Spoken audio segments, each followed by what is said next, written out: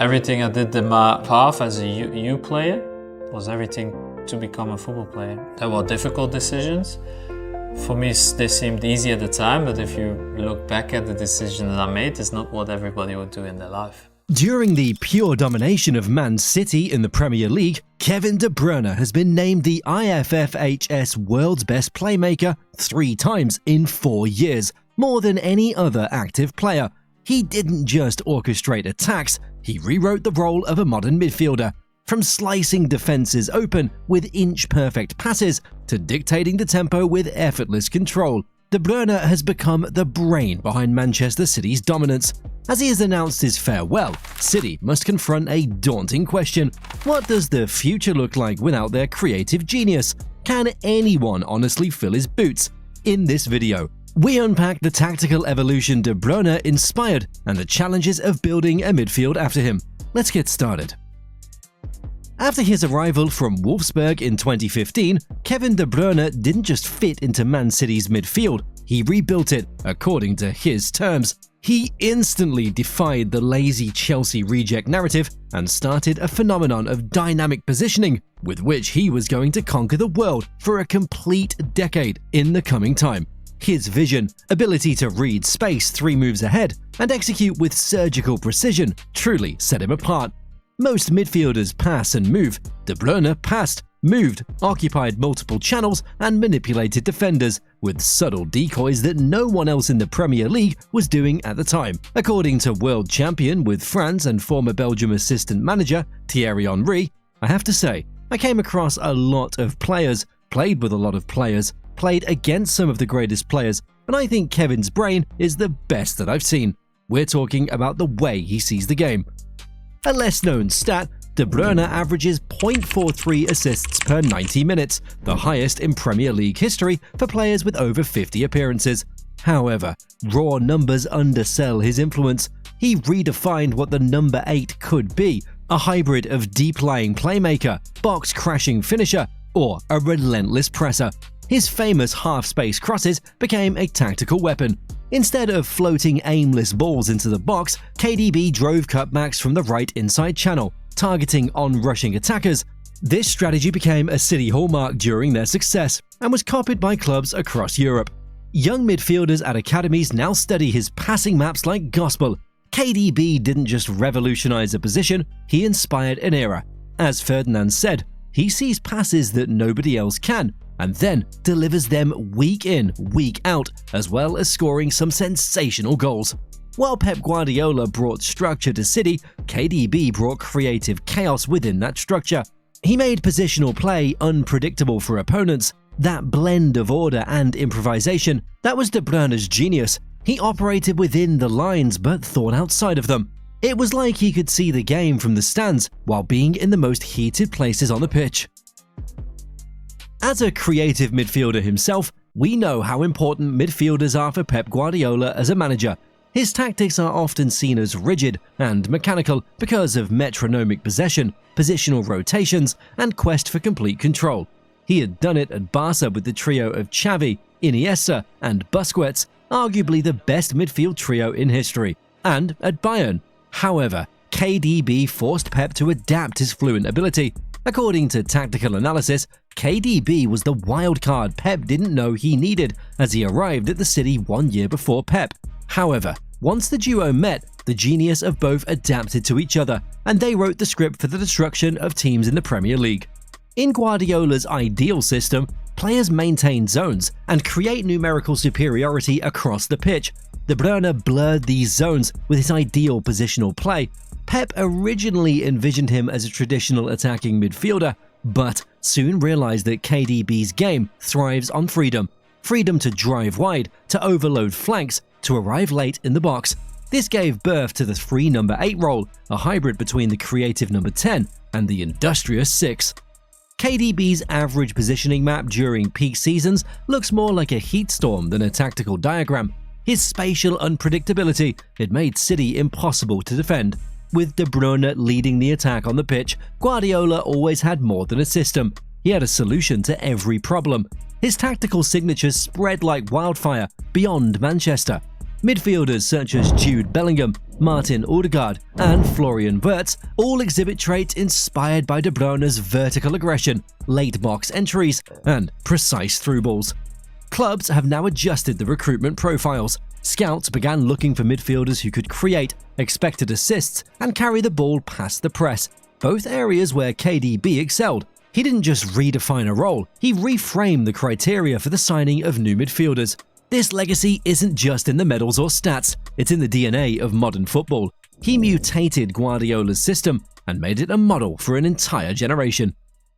It is true that there were many players fundamental for City's treble-winning campaign and 5 Premier League titles in 6 years since 2017.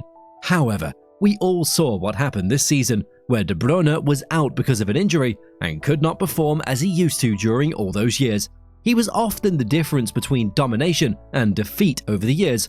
Across multiple Premier League title runs, his moments of brilliance didn't just add glory, they salvaged the results. He used to break deadlocks of low-block teams because of the City's high aggressive lines and dismantled top-tier defenses.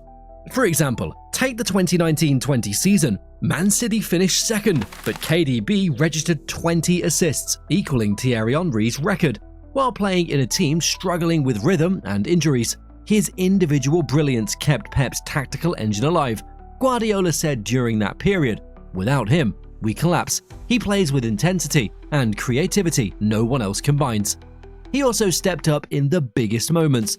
How can we forget about the 2022 Champions League semi-final against Real Madrid? He scored a banger against Thibaut Courtois in the first leg, but the second leg was all about magic.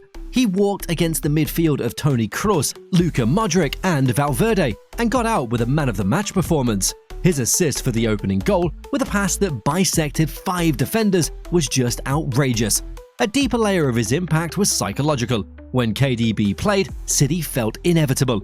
His presence drew the defenders out, creating space for Foden, Mahrez, or Haaland. Opponents often adjusted their shape just to account for De Bruyne. Stopping him is like covering 2 players. He could hurt teams with or without the ball. Man City's style also evolved alongside him. Their tempo became more vertical instead of futile horizontal passes. Their transitions became faster and box entries became sharper. The reason Man City suffered so much this season was the lack of structural shifts that were not happening because of the absence of KDB. Pep tried hard, but you just cannot replace him. He was the cog around which the gears turned. When they lifted trophy after trophy, one thing was clear: KDB made the squad of world-class players truly elite. Without him, they struggled, and with him, they built a dynasty. This brilliance of Kevin De Bruyne wasn't confined to the Etihad. For nearly a decade, he served as the creative heartbeat of Belgium's golden generation, a team that reached world number 1 in the FIFA rankings and consistently challenged at major tournaments. With the help of an in-form Eden Hazard and Romelu Lukaku, KDB paved the way for the attacking football Belgium played after 2015. The world took notice of this in the quarter-final of the 2018 World Cup. The challenge was bigger than ever in the form of peak Neymar and his Brazil. However, KDB scored a stunning goal and delivered a man-of-the-match performance with ice in his veins. Former manager Roberto Martinez once said, "He gets everything together. He allows the front players to be in great position. He's essential in the way that we want to press and defend." His performances on the international stage showcased his adaptability. Whether deployed deeper to control tempo or further forward to dictate the final third, KDB remained Belgium's brain. Another defining moment came in Euro 2020, just days after an eye socket injury. He returned to score a sensational winner against Denmark, while cutting inside on his weaker left foot and curling one past Kasper Schmeichel. This cool brilliance, it also mirrors his club-level heroics. Do you remember the Trivela assist against Stoke in 2017? Or a thunderous strike versus PSG in the 2021 Champions League semi-final? Those were not just highlights, these were the seismic moments that told the world what a modern midfielder could do under pressure. And man, how beautifully he has done under pressure time and time again. These iconic and unforgettable moments will now be carved in history whenever someone talks about the greatest midfielders in the history of the Premier League. The Man City administration and Pep have already realized this season that replacing Kevin isn't as simple as plugging in a new number 17. They aren't just losing a player, they're losing a system within a system.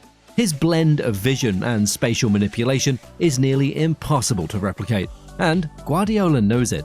When he was asked who might inherit KDB's role in 2023, Pep simply said, "There is no next Kevin, there are only new solutions." Only time can tell if these solutions will prove effective or not. However, let's dissect them. Phil Foden has shown glimpses of readiness. His 2024-25 campaign saw his post-double-digit assists for the first time. This season, he often started deep in midfield. However, he plays with a different rhythm, which is more improvisational and less calculated. Matthias Nunes and Mateo Kovacic have the drive, but neither of them possess the Browners' third eye vision. João Neves is rumoured to be a target who can offer more of a defensive profile. Florian Wirtz from Leverkusen has also been quietly admired by City scouts for his positional intelligence and flair, but it seems that their biggest target for next season is Pedri, who is playing the role of Hansi Flick's secret assassin this season and is fundamental to the success of Barcelona. According to rumours, City has already prepared a €100 million offer for him. Guardiola's analytics department, led by the renowned data scientist Laurie Shaw, has shifted focus toward players with high expected threat from central zones. This metric was heavily influenced by how De Bruyne operated between lines. His departure may push City towards a more fluid midfield trio, similar to what Pep had already done at FC Barcelona and Bayern Munich. They'll look forward to experimenting with a midfield that prioritizes collective dynamism over one central genius. There are whispers of a 4-2-3-1 variant in development, allowing Bernardo Silva, Foden and other talented players to shine in the absence of KDB. The good thing is that the club is not rebuilding from scratch, but recalibrating an engine that no longer runs under Browner's instinct. His absence will force an evolution. We all know who Pep Guardiola is, he always finds a way. What comes next won't look the same, but it might reveal a new side of Pep's genius. In a nutshell, we've come to the end of an era, from winning a record 4 consecutive Premier Leagues to treble in 2023. The memories are now producing tears in the eyes of City fans, who bid farewell to their legend. Now the City stands at a crossroads. The trophies may keep coming, but the rhythm and the heartbeats will surely change. Can Guardiola write a new chapter without his most trusted co-author? Drop your thoughts in the comments. Who do you think can inherit the weight of this legacy? For more deep dives into the game's modern legends, subscribe and stay tuned.